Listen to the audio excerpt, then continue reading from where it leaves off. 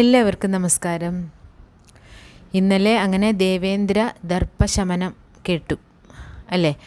അപ്പോൾ അമ്പാടിയിലെ മണിക്കുഞ്ഞായി വാഴുന്ന കാലം മുതൽക്കുള്ള കൃഷ്ണൻ്റെ അദ്ഭുത വിലാസങ്ങളെക്കുറിച്ച് കേട്ടറിഞ്ഞ വരുണദേവനുണ്ടല്ലോ. ആരാ വരുണദേവൻ? സമുദ്രത്തിൻ്റെ ദേവനാണല്ലേ.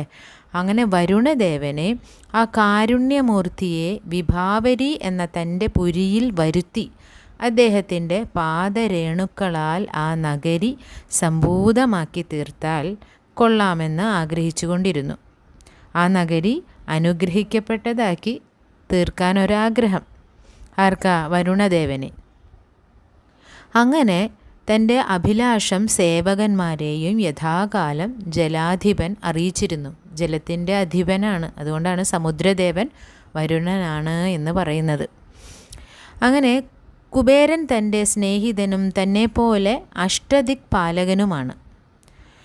അദ്ദേഹത്തിൻ്റെ പുത്രന്മാരായ നളകൂബര മണിഗ്രീവന്മാർക്ക് ശാപമോക്ഷം കൊടുത്ത കഥയും പാശി കേട്ടുകഴിഞ്ഞിരുന്നു.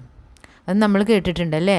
നളകൂബര മണിഗ്രീവന്മാർക്ക് ശാപമോക്ഷം കൊടുത്ത കാര്യം, ആ മരുതുമരങ്ങൾ, വലിയ മരുതുമരങ്ങൾ കട പുഴകി വീണതൊക്കെ വീഴ്ത്തിയതാണ് ഉണ്ണിക്കണ്ണൻ. അതൊക്കെ കേട്ടതല്ലേ. അപ്പോൾ അതൊക്കെ കേട്ട് കഴിഞ്ഞിരിക്കുന്നു പാശി എന്ന് വെച്ചാൽ വരുണദേവൻ. അങ്ങനെ ഇന്ദ്രദർപ്പ ശമന കഥയും വരുണൻ്റെ ശ്രവണപുടങ്ങളിലെത്തി. കൃഷ്ണപിതാവായ നന്ദഗോപർ തികഞ്ഞ വിഷ്ണുഭക്തനും ഏകാദശി വ്രതാനുഷ്ഠാനത്തിൽ വലിയ നിഷ്ഠയുള്ളവനുമായിരുന്നു. തലേ ദിവസം ഏകാദശി വ്രതം നോറ്റ് പിറ്റേ ദിവസം ദ്വാദശി അതിരാവിലെ ഹരിവാസരം തീരും മുമ്പ് പാരണ കഴിക്കണമെന്ന് കരുതി നന്ദഗോപർ വളരെ വെളുപ്പിന് തന്നെ യമുനയിൽ ചെന്ന് കുളിക്കാനിറങ്ങി. അപ്പോൾ ഈ ഏകാദശി നോൽക്കുന്നവർക്കറിയാം ദ്വാദശി നോൽക്കുന്നതിനെക്കുറിച്ചും ഹരിവാസരം സമയത്തെക്കുറിച്ചും പാരണ വീട്ടുന്നതിനെക്കുറിച്ചൊക്കെ. അപ്പോൾ അങ്ങനെയുള്ള എല്ലാം നിഷ്ഠാപരമായി ചെയ്യുന്ന ആളായതുകൊണ്ട് വളരെ രാവിലെ തന്നെ യമുനയിൽ കുളിക്കാൻ പോയി. ആ സമയം വരുണൻ്റെ ഒരു സേവകൻ അദ്ദേഹത്തെ ബലമായി എടുത്ത് വിഭാവരിയിലേക്ക് കൊണ്ടുപോയി. കുളിക്കാൻ പോയിട്ട് വളരെ നേരമായിട്ടും നന്ദഗോപർ തിരിച്ചു വരണില്ല. അങ്ങനെ തിരിച്ചു വരായികയാൽ ഗോപപാടത്തിൽ വലിയ ബഹളായി. കടവിൽ പോയി അന്വേഷിച്ചു, ആളെ കാണുന്നില്ല. മുങ്ങി മരിച്ചിരിക്കുവോ എന്നുള്ള ആശങ്കയാൽ ആളുകൾ മുറവിളി കൂട്ടി. വീണ്ടും യമുനാഘട്ടത്തിൽ പോയി ആരാഞ്ഞു, ഒരു തുമ്പുമില്ല. അപ്പോൾ കൃഷ്ണൻ പറഞ്ഞു, എല്ലാവരും സമാധാനമായിരിക്കൂ, ഞാനൊന്ന് അന്വേഷിക്കട്ടെ. അങ്ങനെ സാരസനയനൻ യമുനാസരിത്തിൽ യമുനാ നദിയുടെ അടുത്ത് ചെന്നു. എന്നിട്ടോ ആ നദിയിലങ്ങ് മുങ്ങി. ആ വഴി യോഗ ഐശ്വര്യത്താൽ വരുണ രാജധാനിയായ വിഭാവരിയിലെത്തി. ജലത്തിൻ്റെ അധിപതി വരുണനായതുകൊണ്ടാണ് ജലത്തിൽ വെച്ചു കാണാതെയായ ആളിനെ അന്വേഷിക്കുവാൻ കൃഷ്ണൻ വരുണപുരിയിലേക്ക് പുറപ്പെട്ടത് കേട്ടോ. അവിടെ ചെന്നപ്പോൾ പാശിയാൽ വരുണദേവനാൽ പരിചരിക്കപ്പെട്ട് അച്ഛൻ സുഖമായിട്ടിരിക്കുകയാണ്. അവിടെ വെച്ച് വിധിപ്രകാരം സമയത്തിന് തന്നെ പാരണയും വേടിക്കഴിഞ്ഞിരിക്കുന്നു. അപ്പോൾ ഏകാദശി മുടങ്ങിയൊന്നുമില്ല. അദ്ദേഹം എടുത്ത വ്രതം വൃഥാവിലായില്ല, വെറുതെ ആയിട്ടില്ല. അതൊക്കെ പാരണ അതേ രീതിക്ക് തന്നെ ചെയ്തിരിക്കുന്നു. അങ്ങനെ വാരിജാക്ഷനെ കണ്ട് വാരിധിനാഥൻ ഭയഭക്തി ബഹുമാന പുരസ്സരം അദ്ദേഹത്തിൻ്റെ പാദങ്ങളിൽ അങ്ങോട്ട് വീഴുക. പാദങ്ങളിൽ വീണ് നമസ്കരിച്ച് അർഘ്യപാദ്യാദികളാൽ തൃക്കാലുകൾ കഴുകി എതിരേറ്റു. പുഷ്പങ്ങൾ അർപ്പിച്ചു, പൂജിച്ചു, പൂജ്യാസനത്തിൽ ഉപവിഷ്ടനാക്കി. എന്നിട്ട് പറഞ്ഞു, പ്രഭോ, നിന്തിരുവടി ആരാണെന്ന് അടിയൻ അറിയുന്നു. ജഗന്നിവാസ, അടിയനെ തെറ്റിദ്ധരിക്കരുത്. നിന്തിരുവടിയുടെ മായാബാലകൃഷ്ണരൂപം ഒന്ന് തൃക്കൺ പാർക്കാനും അവിടുത്തെ പാദരേണുക്കളാൽ അടിയൻ്റെ ഈ വിഭാവരിപുരം സംശുദ്ധമാക്കുവാനും വേണ്ടി നിന്തിരുവടിയുടെ ഒരു എഴുന്നള്ളത്തിനെ കൊതിച്ച് പിതാവിനെ അടിയൻ ഒരു സേവകനെ കൊണ്ട് ഇങ്ങോട്ട് കൊണ്ടുവരുവിച്ചിട്ടുള്ളതാണ്. ഈ ഭക്തൻ്റെ അവിവേകം നിന്തിരുവടി ക്ഷമിക്കണം. ഇപ്പോൾ വരുണദേവൻ എന്ത് വിനയത്തോടു കൂടിയാണ് പറയണത്. എന്താ പറയണത്?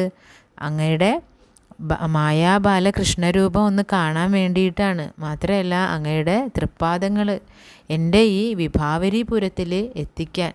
അപ്പം ഇപ്പോൾ വരുണദേവൻ കൃഷ്ണനെ അങ്ങോട്ട് ചെന്ന് കണ്ട വിഭാവരിപുരം സംശുദ്ധാവില്ലല്ലോ. അപ്പം അതുകൊണ്ടാണ് ഒരു ഉപായം എന്ന വണ്ണം കൃഷ്ണൻ്റെ അച്ഛനെ ഇങ്ങോട്ട് വരുത്തിച്ചതാണെന്ന് പറയാണ്. അഷ്ടദിക്പാലന്മാരിൽ ഒരാളാണ് അടിയനും. ആ ദിക്പാലകന്മാരിൽ വൈശ്രവണൻ്റെ പുത്രന്മാർക്ക് ശാപമോക്ഷം നൽകിയതും ഇന്ദ്രൻ്റെ ദർപ്പം കളഞ്ഞ് അനുഗ്രഹിച്ചതും അടിയൻ അറിഞ്ഞു. അടിയൻ്റെ ആലയമായ മഹാസമുദ്രങ്ങൾ മുഴുവനും നിൻ തിരുവടിയുടെ വക്ത്രത്തിൽ അമ്മയെ കാണിച്ചു കൊടുത്തു. അതും നമ്മൾ കേട്ടു അല്ലേ. ഇപ്പോൾ വാ തുറന്നപ്പോൾ 7 ലോകങ്ങളും കണ്ടില്ലേ യശോദ കൃഷ്ണൻ്റെ വായിൽ. അതാണ് പറയണത്, വക്ത്രത്തിൽ അമ്മയെ കാണിച്ചു കൊടുത്തു. അങ്ങനെ വിരാട് പുരുഷനായ നിന്തിരുവടിയുടെ ഭുവന മോഹനമായ ഈ ബാലഗോപാല രൂപം കാണാനുള്ള മോഹം മാത്രമാണ് അടിയനെ ഇതിന് പ്രേരിപ്പിച്ചതെന്ന് വീണ്ടും വീണ്ടും ഉണർത്തിക്കുകയാണേ. ക്ഷമിക്കണം പ്രഭു, അടിയൻ്റെ അവിവേകം ക്ഷമിക്കണം. നിന്തിരുവടി ഇവിടെ എഴുന്നള്ളുമെന്നുള്ള മോഹമാണ് അടിയനുണ്ടായത്. അങ്ങനെ വരുണൻ്റെ ഈ ഭക്തി കണ്ട് സന്തുഷ്ടനായി ഭഗവാനെ വാസുദേവൻ സന്തുഷ്ടനായി. വാരിധിനാഥന് വേണ്ട അനുഗ്രഹങ്ങളൊക്കെ നൽകി തഴുകി ആമോദിപ്പിച്ചു. പിതാവിനെയും കൊണ്ട് അതിവേഗം ഗോപാലയത്തിൽ വന്നു.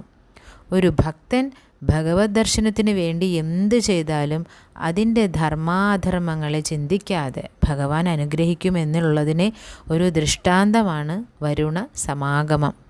പിതാവിനെ എടുത്തുകൊണ്ടു പോയതിന് വരുണനോട് യാതൊരു വൈരാഗ്യമോ വിരോധമോ ഒന്നും ഭഗവാന് തോന്നണില്ല. ആ ഭക്തൻ്റെ അഭിലാഷസിദ്ധിക്ക് വേണ്ടി അങ്ങനെ ചെയ്തു എന്നേ ഉള്ളൂ. വരുണപുരത്തിൽ താൻ പോയതും കൃഷ്ണൻ അവിടെ വന്നതും വരുണൻ കൃഷ്ണനെ ഭക്തിപൂർവ്വം സ്വീകരിച്ച് പൂജിച്ചതും എന്നു വേണ്ട സർവ്വ വിവരങ്ങളും നന്ദഗോപർ ഗോപന്മാരോട് വിസ്തരിച്ചു പറഞ്ഞു. അപ്പോൾ ആ ഗോപവാടത്തിലെ സ്ത്രീ പുരുഷന്മാർക്ക് ആകെ കൃഷ്ണനോട് ഉണ്ടായിരുന്ന ഭക്തി ശതഗുണമായിട്ട് 100 ഇരട്ടിയായിട്ട് വർദ്ധിച്ചു. അപ്പോൾ ഇങ്ങനൊരു സംഭവം ഭാഗവതത്തിലുണ്ട്, വരുണ സമാഗമം. അതാണ് ഇന്ന് പറയാമെന്ന് വിചാരിച്ച് അങ്ങനെ പറഞ്ഞത്. എല്ലാവർക്കും ഭഗവാന്റെ അനുഗ്രഹം ഉണ്ടാവട്ടെ കേട്ടോ.